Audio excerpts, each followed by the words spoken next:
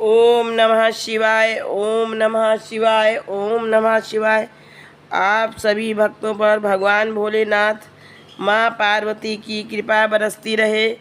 आज श्रावण मास की शिव महापुराण की कथा का 12वां अध्याय भगवान भोलेनाथ की अति रमणीक पावन पवित्र भवसागर से तारने वाली कथा प्रस्तुत है। ये आज के वीडियो में शिव नाम जप तथा भस्म धारण की क्या महिमा है। ऋषि कहते हैं कि हे व्यास जी, शिष्य सूत जी, आपको बारंबार नमस्कार है। आप उस परम उत्तम भस्म महात्म का ही वर्णन कीजिए। भस्म महात्म, रुद्राक्ष महात्म तथा उत्तम नाम महात्म, इन तीनों का परम प्रसन्नता पूर्वक प्रतिपादन कीजिए और हमारे हृदय को आनंदित कीजिए। सूत जी कहते हैं कि हे महर्षियों, आपने बहुत उत्तम बात पूछी है। यह समस्त लोगों के लिए हितकारक विषय है। जो लोग भगवान शिव की उपासना करते हैं वे धन्य हैं, वे कृतार्थ हैं। उनका देह धारण करना सफल है तथा उनके समस्त कुल का उद्धार हो जाता है। जिनके मुख में भगवान शिव का नाम जप है, जो अपने मुख से सदा शिव और शिव इत्यादि नामों का उच्चारण करते रहते हैं, ओम नमः शिवाय, ओम नमः शिवाय, ओम नमः शिवाय, ये षडाक्षरी मंत्र, ओम नमः शिवाय, नमः शिवाय, नमः शिवाय का पंचाक्षरी मंत्र का जप करते हैं, वे लोग धन्य हैं। जो अपने मुख से सदा शिव और शिव इत्यादि नामों का उच्चारण करते रहते हैं, पाप उनका उसी तरह स्पर्श नहीं करते जैसे खदिर वृक्ष के अंगार को छूने का साहस कोई भी प्राणी नहीं करता है।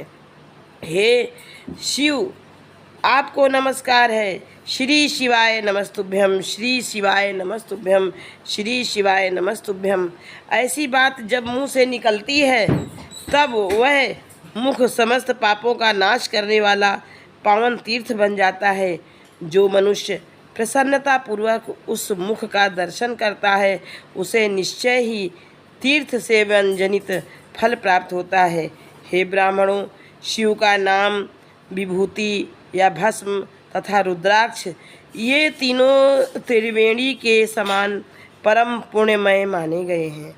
क्या क्या बता रहे हैं भगवान कि भगवान के नाम का जप, शिव नाम जप, विभूति माने भस्म तथा रुद्राक्ष, ये तीनों त्रिवेणी, जैसे गंगा यमुना और सरस्वती का जहाँ एक जगह मिलती हैं त्रिवेणी कहलाता है, ये उसी के समान परम पुण्य माने गए हैं। जहाँ ये तीनों शुभतर वस्तुएं सर्वदा रहती हैं, उसके दर्शन मात्र से मनुष्य त्रिवेणी स्नान का फल पा लेता है।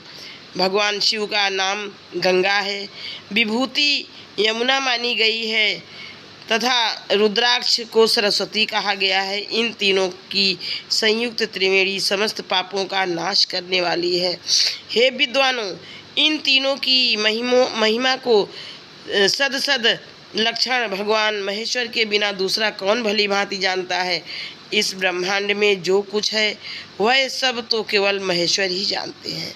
हे विद्वानों, मैं अपनी श्रद्धा भक्ति के अनुसार संक्षेप से भगवत नामों की महिमा का कुछ वर्णन करता हूँ। तुम सब लोग प्रेम पूर्वक सुनो। यह नाम महात्म समस्त पापों को हर लेने वाला सर्वोत्तम साधन है। शिव शिव शिव, इस नाम रूपी दावा नल से महान पातक रूपी पर्वत अनायास ही भस्म हो जाता है। यह सत्य है, यह सत्य है, इसमें संशय नहीं है। हे शौनक ऋषि, पाप मूलक जो नाना प्रकार के दुख हैं, वे एकमात्र शिव नाम से ही नष्ट होने वाले हैं। दूसरे साधनों से संपूर्ण यत्न करने पर भी पूर्णतया नष्ट नहीं होते हैं। जो मनुष्य इस भूतल पर सदा भगवान शिव के नामों के जप में ही लगा हुआ है, वह वेदों का ज्ञाता है, वह पुण्यात्मा है, वह धन्यवाद का पात्र है तथा वह विद्वान माना गया है। हे मुने, जिनका शिव नाम जप में विश्वास है, उनके द्वारा आचरित नाना प्रकार के धर्म तत्काल फल देने के लिए उत्सुक हो जाते हैं। हे महर्षि, भगवान शिव के नाम से जितने पाप नष्ट होते हैं उतने पाप मनुष्य इस भूतल पर कर नहीं सकते। जो शिव नाम रूपी नौका पर आरूढ़ हो संसार रूपी समुद्र को पार करते हैं, उनके जन्म मरण रूप संसार के मूलभूत वे सारे पाप निश्चय ही नष्ट हो जाते हैं। महामुने, संसार के मूलभूत पातक रूपी पादपों का शिव नाम रूपी कुठार से निश्चय ही नाश हो जाता है।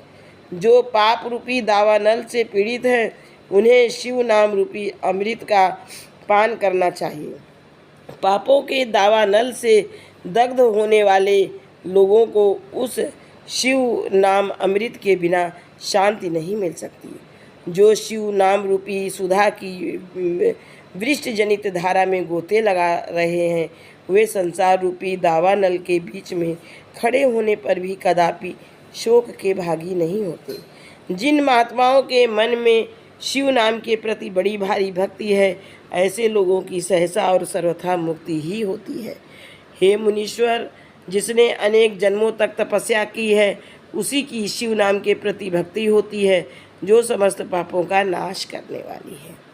जिसके मन में भगवान शिव के नाम के प्रति कभी खंडित ना होने वाली असाधारण भक्ति प्रकट हुई है उसी के लिए मोक्ष सुलभ है, यह मेरा मत है। जो अनेक पाप करके भी भगवान शिव के नाम जप में आदरपूर्वक लग गया है वह समस्त पापों से मुक्त हो जाता है, इसमें संशय नहीं है।